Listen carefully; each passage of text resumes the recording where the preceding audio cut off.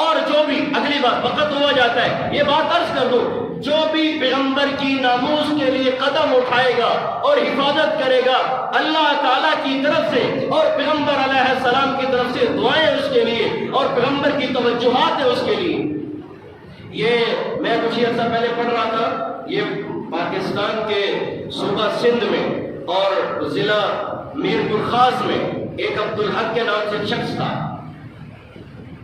ضلع میرپور خاص میں عبدالحق کے نام ایک شخص تھا، عبدالحق اس کا نام تھا، مرزائی تھا، اور ایک وہاں حاجی صاحب تھے، حاجی محمد ماک کے نام سے، حاجی محمد ماک ان کو کہتے تھے۔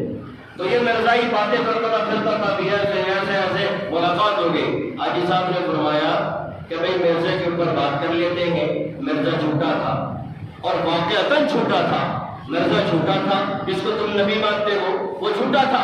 اس نے مرزائی جب مرزے کی بات آتی ہے تو انبیاء کی ذات کے اوپر بھی اعتراض کر جاتے ہیں، اس جھوٹے کو صحیح کہنے کے لیے۔ جھوٹا تو جھوٹ ہے، ایک جھوٹ اور اوپر سے اس کے اوپر کٹائی، تو جھوٹ ہوتا ہے۔ عبدالحق وہ مرزائی تھا، حاجی محمد مان صاحب نے کہا مرزے کے اوپر بات کر لیتے ہیں، پھر مانتے نہیں، میں جھوٹ ثابت کرتا ہوں، اس نے یہ کہا تھا یہ بھی جھوٹ ہے، اس نے یہ کہا تھا یہ بھی جھوٹ ہے، یہ بھی کہا۔ اس نے کہا، اس مرزائی نے کہا عبدالحق نے، اگر تم مرزے کی بات ذات پر بات کرتے ہو تو پہلے ہم تمہارے نبی محمد الرسول اللہ کی ذات پہ بات کرتے ہیں، وہ جھوٹے تھے یا سچے تھے؟ نعوذ باللہ من ذالک۔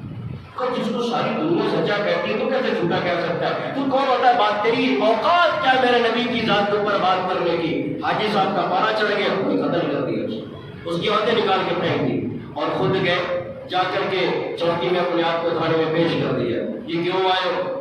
حاجی صاحب تھے بڑے مشہور شخص تھے، کیوں آئے ہو؟ کہیے کہ مرزائی نے میرے نبی کو گالی دی تھی، میں نے اس کو قتل کر دیا، اور خود میں عرض ہونے آئے، مجھے کر لو۔ تھانے دار سید تھا، تھانے دار سید خاندان کا فرق تھا، اس نے حاجی صاحب کو قید میں ڈال دو، حوالات میں کر دیا۔ جب کر دیا گیا تو گھر چلے گئے، معاملہ چل رہا تھا، گئے اس تھانے دار کے نکاح میں جو عورت تھی وہ بھی سید زادی تھی، سید خاندان کے فرق ہے۔ رات کو سوئے گئے، کوئی چیز نے بتایا نہیں تھا، رسول پاک صلی اللہ علیہ وسلم کی زیارت ہوئی اس کی عورت کو، سید زادی کو۔ حضور نے فرمایا بیٹی تمہاری جیل میں آج میرا مہمان آیا ہے، بیٹی تمہاری جیل میں میرا مہمان آیا، اس کا خیال رکھنا۔ اس نے اسی وقت شوہر کو اٹھایا کہ آج کس کو اریسٹ کیا، کون آیا ہے؟ ایک حاجی صاحب تھے، ان کو کہہ رہے تھے میں نے مرزائی کو مارا ہے، اس کو میں نے ان کو قید میں ڈال دیا ہے وہاں پہ۔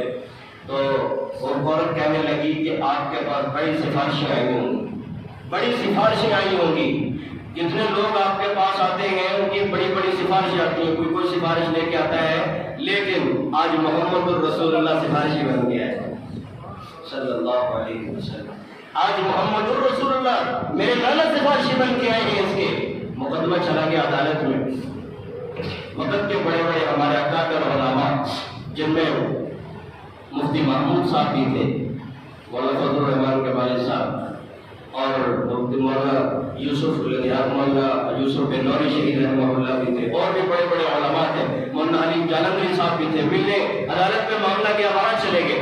جب وہاں پہنچے تو ایک وکیل تھا، اس کا نام تھا علی شاہ غالباً، غوث علی شاہ جنہوں نے وکیل کیا، اس کا نام تھا غوث علی شاہ۔ اس غوث علی شاہ نے ختم نبوت کا مقدمہ لڑا ہے، اللہ نے اس کو اتنی عزت دی، صوبہ سندھ کا جو ہے ساری وزارت اس کو اللہ نے دی۔ تو اس کو کہا، وکیل صاحب کے ساتھ ملاقات ہوئی تو مولانا حنیف جالندری، مولانا محمد حفیظ جالندری صاحب کو وہ وکیل کہنے لگا آپ حاجی صاحب موقع کا گواہ کوئی نہیں ہے، آپ حاجی صاحب سے کہتے ذرا بیان بدل دیں۔ مولانا نے فرمایا میں تو کہتا ہوں کہ حاجی صاحب ساری عدالت میں اور سب مجمع کے سامنے کہیں اس نے گالی دی تھی، مجھ سے برداشت نہیں ہوا، میں نے قتل کر دیا، بیان بدلنے کی کیا ضرورت، جان جاتی ہے تو جاتی چلی جائے۔ تو اس وکیل صاحب نے کہا میں خود مل لیتا ہوں حاجی صاحب سے۔ حاجی صاحب سے ملے اور مل کر کہنے لگے حاجی صاحب ذرا بیان بدل دیں، آپ کی جان بڑی قیمتی ہے، جان چھوٹ جائے گی، مقدمہ لڑنا میرے ذمہ ہے، آپ ذرا سا بیان بدل دیں اور جان آپ کی بچ جائے گی۔ حاجی صاحب نے فرمایا جان تو بچ جائے گی، ایمان چلا جائے گا، جان بچ جائے گی، ایمان چل، میں بیان بدلنے کیا ہے، موت ہے نا، تختہ دار پہ لٹک جاؤں گا، میں وہاں لٹک کر بھی ختم نبوت زندہ باد کہوں گا۔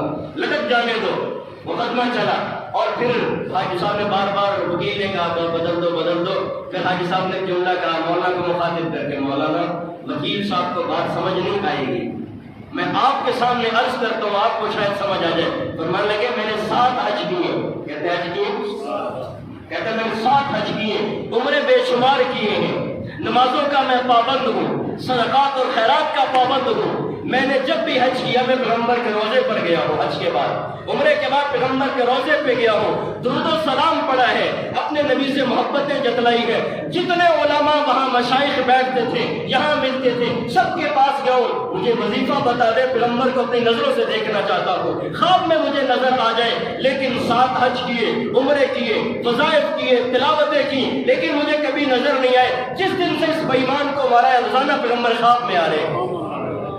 میں آپ کو یہ نہیں کہنا چاہتا، آپ کو یہ میسج نہیں دینا چاہتا کسی کو مار دیں، کسی کو قتل کر دیں، یہ نہیں میسج دینا چاہتا، میں آپ کو یہ کہنا چاہتا ہوں نبی کے دشمن کو دشمن سمجھیں، اپنے باپ کے دشمن کو دشمن سمجھتے ہو، اور باپ کو جو گالی دے دے اس گالی کو برداشت نہیں کرتے ہو، جو محمد رسول اللہ کو گالی دے تو برداشت کر جاتے ہو۔ یہ قتل کرنا، حراست میں لینا، ان کے خلاف مقدمات چلانا، یہ مسلم مسجد پاکستان کے ذمے ہے، ہمارے ذمے نہیں ہے۔ ہمارے ذمے یہ ہے تو میرے نبی کا گستاخ ہے، تیرا میرا کوئی رشتہ نہیں۔ امت خزرہ سے یہ آواز آ رہی ہے، مسلمانوں اپنے رشتوں کا خیال کرو۔ میرے بھائیوں، دوستوں اور بزرگوں، اسی سلسلے کی کڑی ہندوستان سے تقسیم سے پہلے راج پال کے نام سے ہندو کتاب لکھتا ہے، جب تقسیم ہند نہیں ہوا تھا، ابھی ہندوستان ایک تھا، راج پال کے نام سے ایک ہندو کتاب لکھتا ہے، جس میں راج پال کے ہندو ایک کتاب لکھتا ہے رنگیلا رسول کے نام سے، جس میں اس نے نبی پاک علیہ السلام کی بھی گستاخی کی ہے، اور ہم سب کی ماں نبی کی ازواج کی گستاخی کی ہے۔ ارے ماں کو، آپ کی ماں کو کوئی گالی دے آپ برداشت نہیں کرتے، لیکن نبی کی ازواج جو ہماری ماں کو گالی دے برداشت کر جاتے ہو۔ حضرت عطاء اللہ امیر شریف، حضرت عطاء اللہ شاہ صاحب بخاری رحمۃ اللہ علیہ نے وقت کے سارے علماء کو بلایا، اور بلا کر کے علماء کی مجلس میں کہا کہ اس ہندو نے کتاب لکھی ہے اور میری اور آپ کی غیرت کو للکار دیا ہے، میرے اور آپ کی نبی کو گالی دی ہے، ماں کو گالی دی ہے۔ قرآن کہتا ہے النبی اولا بالمؤمنین وازواجہ امہاتہم، آپ کی جو اپنی ماں ہے اس ماں کے ماں ہونے میں شک ہو سکتا ہے، نبی کی زوجہ امت کی ماں ہونے میں شک نہیں ہو سکتا، قرآن کہہ رہا ہے۔ حضرت عطاء اللہ شاہ صاحب بخاری نے فرمایا کوئی کمپرومائز نہیں ہے، یا تو لکھنے والے ہاتھ نہ رہیں یا پڑھنے والی زبانیں نہ رہیں، یا تم مٹ جاؤ یا ان کو بٹھا دو۔ ایک لوہار کا بیٹا کھڑا ہوا ہے غازی الدین شہید رحمت اللہ علیہ کے نام سے، جا کر کے راجپال کو جو ہے وہ جہنم کے کنارے جہنم میں جا کے ایندھن میں پھینک دیا ہے، اس کا مقدمہ چلا ہے، بلاخر تختہ دار پر لٹک کر کے آج یعنی قبرستان میں آرام کر رہا ہے اور سو رہا ہے۔ جس کوٹھی اور جس بارک کے اندر غازی الدین شہید راتیں گزارا کرتے تھے، غازی جو ہے قاضی احسان احمد شجاع آبادی مجاہد ختم نبوت کافی عرصے کے بعد سلسلہ ختم نبوت میں اسی کوٹھری میں بند تھے، جب بند ہو قید کر دیے گئے، ایک ہندو آیا، ایک جو ہے وہ سپریڈنٹ آیا، اس نے آ کر کہا قاضی صاحب آپ کو مبارک ہو۔ قاضی کس چیز کی مبارک دیتے ہو مجھے؟ کس چیز کی مبارک دیتے ہو؟ کہتے اسی بارک میں، اسی کمرے میں غازی الدین شہید کو ہم نے بند کیا تھا، آپ کی مسلم ملک نے اسی میں بند کیا تھا، اور یہیں پہ اس کی راتیں گزرتی تھی۔ قاضی احسان احمد شجاع آبادی نے فرمایا ذرا مجھے غازی الدین شہید کا کوئی تذکرہ سناؤ گے؟ اس نے کہا ہاں، جب بند کیا تھا میں ہی بند کرنے والا، میں ہی اوپر نگران تھا، اور میں ہی اس کی سیکورٹی کے فرائض سر انجام دے رہا تھا۔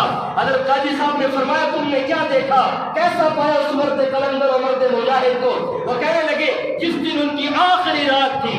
میں یہ کہنا چاہتا ہوں آپ کو یہ میسج کہ جو بھی ختم نبوت کا کام کرے اللہ اس کو لاوارث نہیں چھوڑتے، پیغمبر کی دعائیں، پیغمبر کی توجہات اس کی طرف ہوا کرتی ہیں۔ فرمایا آخری رات تھی، صبح تختہ دار پر غازی الدین شہید نے لٹک جایا تھا، رات سجدے میں گزرنے کے بعد وضو کیا، وضو کرنے کے بعد درود و سلام کے نذرانے پیش کر کے سونے لگے۔ میں نے دیکھا کمرے کے اندر لائٹیں جل رہی ہیں، بجلی کا انتظام نہیں تھا، لائٹنگ ہوئی پڑی ہے۔ میں نے جلدی سے لاک کھولا، میں اندر گیا، میں نے کہا ہو سکتا ہے اس کے پاس کچھ ایسا مواد اپنے آپ کو آگ لگا لے، خودکشی کر لے۔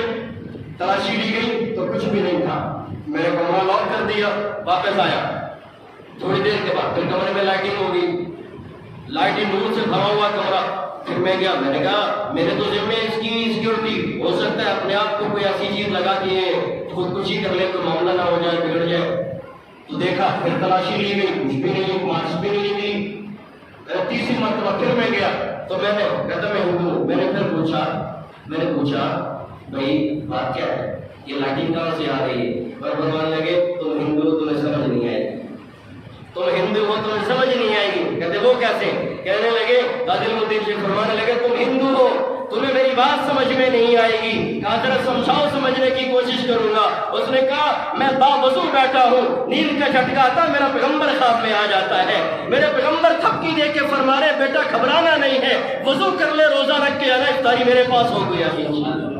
میرے بھائیوں، اللہ تعالیٰ اور پیغمبر پاک کی دعائیں پیچھے، اس کام کو کرنے والوں کے لیے کیوں پیچھے ہٹ گئے ہو، اس سے کیوں رخ موڑ گیا ہے؟ میں ساری بات آپ سے یہ نہیں کہتا جا کے کسی کو مار دو، بار بار عرض کروں غلط پہ نہ سمجھ لینا، میں یہ کہنا چاہتا ہوں یقیناً درست کر لو، یہ اپنے عقائد درست کر لو۔ جہاں پہ آپ کو 6 ستمبر دفاع پاکستان کا درس دیتی ہے، وہاں پہ 7 ستمبر 1974 آپ کو جو ہے پیغمبر کی ختم نبوت اور پیغمبر کی رسالت کا تحفظ کا درس دیتی ہے۔ ہر آنے والا 7 ستمبر آپ سے سوال کرتا ہے کہ ہم نے تو جانے نشاور کر دی، تم نے کیا کیا ہے؟ اس لیے میرے مسلمان بھائیوں، آج سے عزم کر لے، ارادہ کریں، ہم اپنی زندگی کا کوئی نہ کوئی حصہ پیغمبر کی ناموس کی حفاظت کے لیے وقف کریں گے انشاءاللہ۔ اللہ تعالیٰ ہمیں اس کی سمجھ عطا فرمائے۔ وما علینا الا البلاغ۔ یہ